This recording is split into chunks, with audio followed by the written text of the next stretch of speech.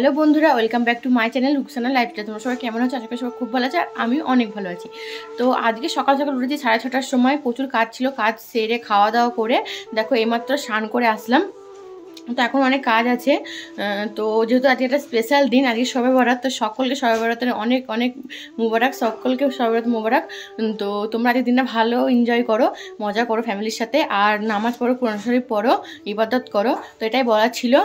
আর দিন একদম মনে হচ্ছে পানির মতো দিন চলে যাচ্ছে, বছর কীভাবে যে চলে যাচ্ছে বোঝা যাচ্ছে না।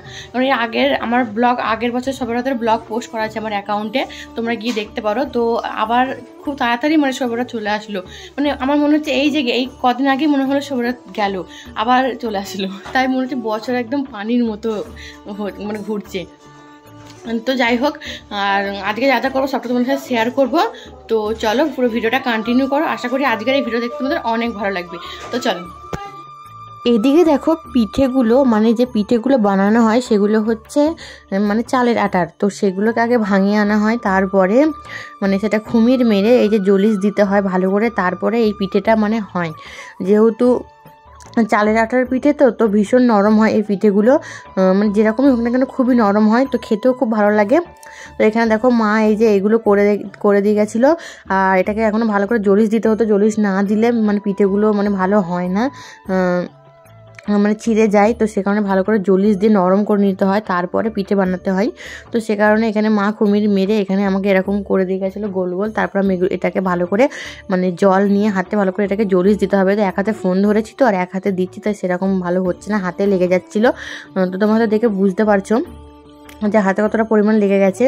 তো এটা জল দিয়ে করতে হতো, জল নিতে হতো, তারপরে করতে হতো। তো আমার অতটা মাথায় ছিল না, যে কারণে ভিডিও করছিলাম, তো সেই জন্য তো ভালো করে এটা আমার জলিস দেওয়া হয়নি। তাই দিদি আমাকে বলেছিল যে ভালো করে জলিস দে।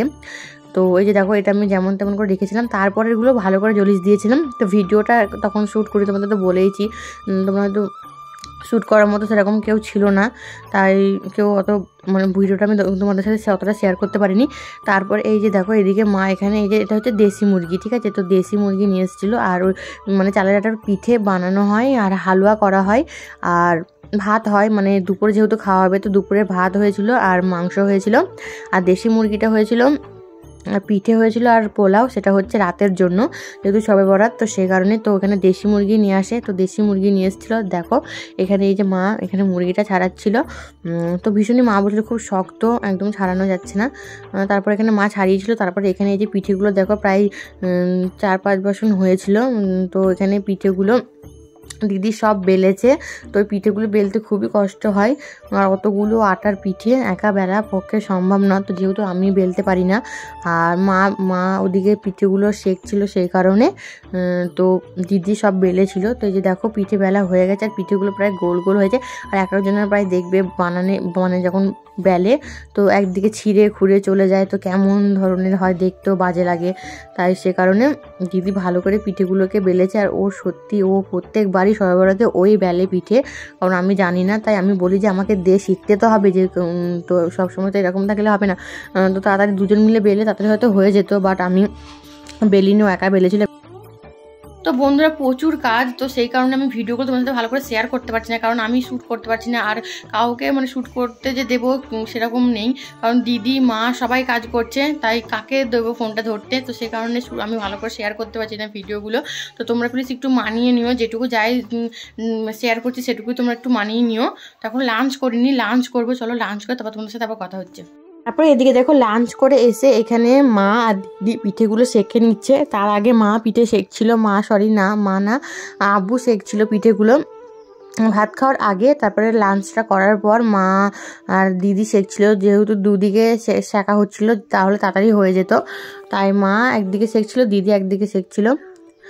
আর এই পিঠে খুমির মারতে হয়, বেলতে হয়, মালিশ জলিস বলে সেরকম দিতে হয়, যেহেতু শক্ত হয়ে যায়। তো যতক্ষণ পিঠে দিদি করেছে আমি ততক্ষণ দিদি পিঠে করেছে, আর আমি জলিস দিয়েছি, কারণ সেটা জলিস না দিলে জিনিসটা নরম হয় না, নরম না হলে পিঠে একদম বেকার হয়ে যাবে, ছেঁড়া করা হয়ে যাবে। তো সেই কারণে যতক্ষণ দিদি বেলেছে ততক্ষণ আমি খুমিরগুলো জলিস দিয়েছিলাম, তাহলে জিনিসটা ভালো হয়। তারপর তোমরা এদিকে দেখতেই পারছো মা দিদি এখানে পিঠেগুলো সেঁকছে। তো আমি তো আর মা আমাকে সেঁকতেও দেয় না, আর আমি বেলতেও পারি না, তো সেই কারণে আমার দেখাই কাজ। আর তার আগে প্রচুর কাজ ছিল, তাই তোমাদের সাথে সব যা মানে অনেক করেছি কাজকর্ম সেগুলো শেয়ার করা হয়নি। আর আমি নারকেলগুলো কুড়ছিলাম, নারকেলগুলো কারণ মা সুজির হালুয়াতে নারকেল দেয়, নাহলে ভালো লাগে না, তো সেই কারণে আমি নারকেল কুড়ছিলাম। তো বন্ধুরা তারপরে আর কোনো ভিডিও শ্যুট করিনি, ডাইরেক্ট তোমরা সন্ধ্যের ভিডিওটা দেখো। তো এই যে এখানে দেখতে পাচ্ছ এই যে বাজি এগুলো নিয়ে এসছে, বাজি সরি মানে তারাকাঠি এগুলো নিয়ে এসছে। তো আমাদের এগুলো একদমই ফোটানো যায় না, কারণ যখন আমরা ছোট ছিলাম, ছোট বলতে যখন আমাদের 13-14 বছর বয়স বা 15 বছর বয়সেও 16 বছর এরকম বয়সে আমরা মানে এগুলো ফাটিয়েছি। তারপরে এগুলো আমাদের মধ্যে আর নেই, আমাদের মানে এগুলো বারণ আছে, এগুলো ফোটানো যায় না। তো আমরা মানে আগে প্রচুর কিছু, তখন তো ভিডিও করতাম না ইউটিউবে, তো তোমাদের সাথে তখন শেয়ারও করা হয়নি। তো আগে কি করতাম, উঠোনের মাঝখানে তোমাদের আমি আগের ব্লগেও বলেছি, আগের ভিডিওতে মানে আগের শুভরাতের ব্লগটা যেটা পোস্ট করেছি। তো আগে আমরা মাঝখানে আলু দিতাম, তারপরে ওখানে মানে আটা কাদা মেখে ওখানে একটু গোলা দিয়ে ফিরির উপরে আলু দিয়ে ও ধূপকাঠি দিতাম মাঝখানে, একদম উঠোনের মাঝখানে।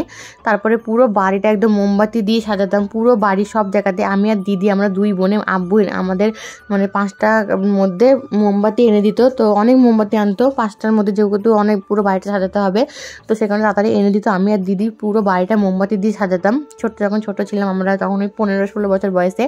তারপরে অনেক বাজি আনতো, চরকি বলে, তারপরে হচ্ছে রকেটের মতো এই বাজিগুলো, প্রচুর বাজি আনতো, বোম আনতো, অনেক কিছু। তো তখন খুবই আনন্দ করতাম, রাস্তায় মানে সবার বাড়িতে গিয়ে বোম ফেলে চলে আসতাম, মানে খুব প্রচুর আনন্দ করেছি। তখন এগুলো ছিল, তখন মোমবাতি দিয়ে সাজানো, তারপরে এই যে যা বললাম বোম টোম ফাটানো, এগুলো সবই ছিল। কিন্তু এখন কারোর বাড়িতে আমাদের এখানে আর কোথাও বোম ফাটানো হয় না, আর কোনো মোমবাতি দিয়ে সাজানো হয় না। তো যেহেতু এই যে তোমরা দেখতে পাচ্ছ যে দিদি তুমি তো বলছো মোমবাতি তোমরা মানে বাজি ফাটাও না, তাহলে এটা কেন ফাটাচ্ছ, তোমাদের মনে প্রশ্ন আসতে পারে। তো তোমাদের ক্লিয়ার করে দিই, এটা হচ্ছে যে এই যে তোমরা বাজিগুলো দেখতে পাচ্ছ, এটা হচ্ছে গোলুর জন্য নিয়ে আসা হয়েছে, কারণ ও ভীষণ পরিমাণে কাঁদছিল, আর সকাল থেকে ও বলেছে যে বাজি আনতে। তো কেউ ফোটায় না, তো কী করবো, ছোট বাচ্চা, দুধের শিশু, ও তো বোঝে না। তো সেই কারণে ওর জন্য আনতে হয়েছে বাজিগুলো। বাজি না দেখো খুবই কম এনেছে আব্বা, তো যেহেতু আমাদের ফাটাতে নেই সে কারণে কমই এনেছে, তারাকাঠি নিয়ে এসছে। আর আমি যে একটু আগে বললাম না যে আগে বাজি ফোটানো হতো, এখন আর হয় না, তো আমার বলাটাই ভুল হয়েছে। মানে কোনো দিনই এই বাজি ফোটানো ছিল না, মোমবাতি জ্বালানো, বাজি ফোটানো এগুলো কোনো দিনই ছিল না, আগেও ছিল না এখনও নেই। তো আগে আমরা জানতাম না, না জেনে করতাম, হ্যাঁ, তো না জেনে আমরা বাজি ফোটাতাম, মোমবাতি জ্বালাতাম। কিন্তু এখন জেনে গেছি, ভালোভাবে জানি যে এখন এগুলো ফোটাতে নেই, মোমবাতি জ্বালাতে নেই, সে কারণে এখন আমরা বাজিও ফোটাই না, মোমবাতি জ্বালাই না। তো যেহেতু গোলু কান্না করছিল, তো সে কারণে গোলুর জন্য আব্বু নিয়ে এসেছিলো, তা দেখতে পাচ্ছ খুবই অল্প নিয়ে এসছে, ও কান্না করছিল বলে। তো তাই ভাবলাম ওর যখন নিয়ে এসে তাই একটু ওর সাথে সাথে আমরা একটু বাচ্চা হয়ে যাই, তো কিছুক্ষণের জন্য আমরা বাচ্চা হয়ে গেছিলাম। তো এই যে তারাকাঠিগুলো ওর হাতে দেখতে পাচ্ছি, এগুলো খুবই সুন্দর লাগছিল, দেখো দিদিও ওর সাথে নিয়ে ফোটাচ্ছিল, তো আমিও নিয়েছিলাম। তো গোলু দারুণ মজা করেছে, তার সাথে আমরাও দারুণ মজা করেছি। তো